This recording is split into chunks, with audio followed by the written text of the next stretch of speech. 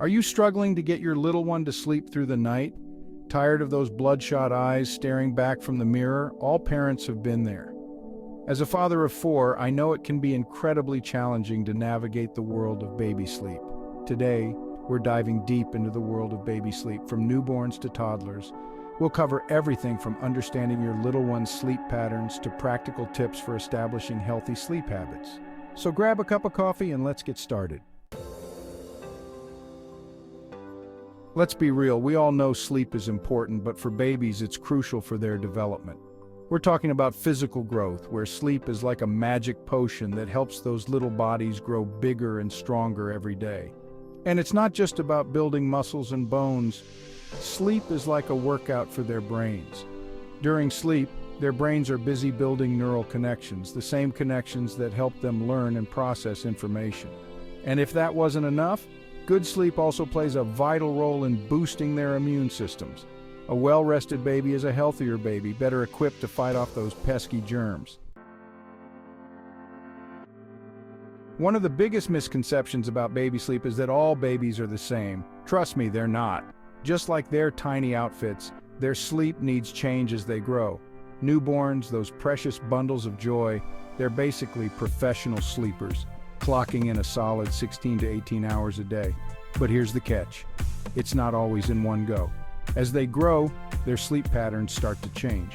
They'll start sleeping for longer stretches at night, and their daytime naps will become more predictable. By the time they hit toddlerhood, they'll need around 10 to 13 hours of sleep per day, including naps. Let's face it, those first few months with a newborn can feel like you're living in a different time zone, a time zone where sleep is just a rumor.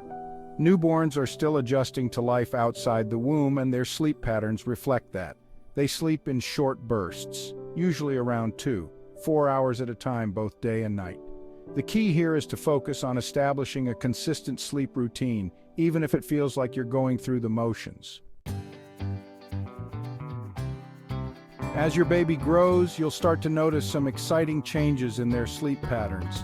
Between 3 and 6 months, they develop a more regular sleep-wake cycle, which means more predictable naps and hopefully longer stretches of sleep at night.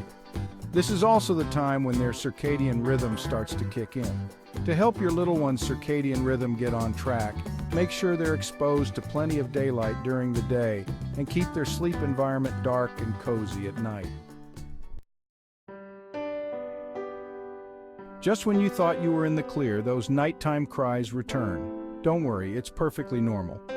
Around this age, babies often experience separation anxiety, which can lead to more frequent night wakings. They might cry when you leave the room because they're not quite sure you're coming back. The key here is to reassure them that you're there for them. You can try things like establishing a consistent bedtime routine and offering a comfort object. Congratulations, you've made it to toddlerhood. Just kidding, get ready for a whole new set of sleep challenges. Toddlers are notorious for their sleep regressions and the dreaded one-nap transition. Sleep regressions are like those surprise pop quizzes you hoped you'd never see again. They're temporary periods where your toddler's sleep patterns go a little haywire. The good news is that they usually don't last long. As parents, we want to do everything we can to keep our little ones safe, especially when they're sleeping. When it comes to safe sleep, there are a few key things to keep in mind. First and foremost, always place your baby on their back to sleep, whether it's for a nap or bedtime. This is the safest position for them to breathe and reduces the risk of SIDS, sudden infant death syndrome. Next, create a safe sleep environment using a firm, flat mattress that fits snugly in their crib or bassinet. But forget about those extra blankets, stuffed animals, and bumpers. As cute as they are, they can actually be suffocation hazards, so it's best to keep them out of the crib. Sudden infant death syndrome, SIDS, is every parent's worst nightmare. While the exact cause of SIDS is still unknown, there are things we can do to reduce the risk. One of the best things you can do to protect your baby is to create a safe sleep environment. Remember, always place your baby on their back to sleep on a firm, flat surface with no loose bedding or toys. Another important factor in SIDS prevention is breastfeeding. Breast milk contains antibodies that help boost your baby's immune system and protect them from infections. Let's talk about the elephant in the room: sleep training. It's one of the most debated topics in parenting, and for good reason. There's no one-size-fits-all approach to sleep training, and what works for one family may not work for another. The key is to find a method that you feel comfortable with and that aligns with your parenting philosophy. One popular method is the Ferber method, also known as graduated extinction.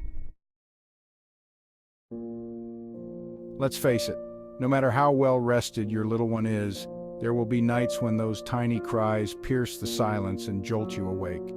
Night wakings are a normal part of childhood, but that doesn't make them any easier to handle, especially when you're running on fumes.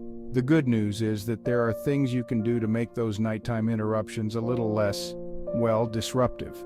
Make sure you're responding to your baby's needs consistently.